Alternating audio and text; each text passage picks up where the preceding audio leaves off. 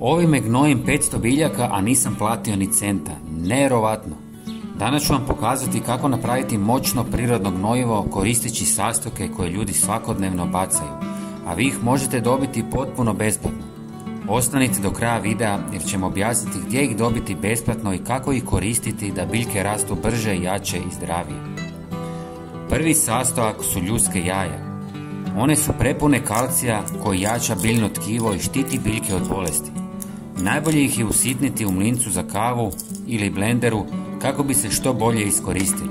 Također ih možete rastopiti u octu kako bi što prije izvukli kalcij. Ljudske jaja možete besplatno dobiti u slastičarnama jer ga oni bacaju u smeće.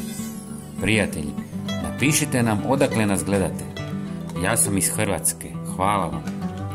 Istresite ljudske jaja u pola litre vruće vode. Zatim dodajte drveni pepeo.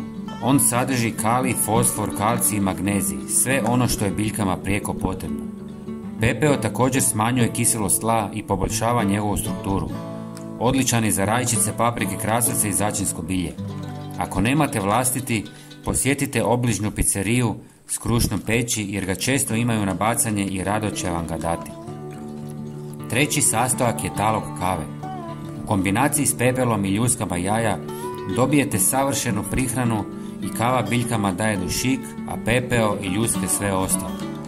Pepeo također neutralizira kiselost iz kave, pa nema straha od zakisljavanja tla. Talog možete lako prikupiti u lokalnim kafićima, samo ih zamolite, obično ga svakodnevno bacaju. Sve dobro promiješajte i ostavite da odstoji 24 sata. Nakon toga procijedite i razredite s još 2 litre vode. Ovu tekuću prihranu možete koristiti za zalijevanje zemlje ili prskanje po listovima i djeluje brzo i učinkovito. Također odbija štetnike u vrtu. Ako želite dodatno pojačati gnojivo, možete dodati i malo usitnjeni kora od banane jer su bogate kalijem i magnezijem, što biljkama dodatno pomaže u rastu. Hvala vam što ste gledali. Nadamo se da će vam ova prirodna prihrana pomoći da vaš vrt buja. Pogledajte i naš sljedeći video za još korisni savjet. Pozdrav!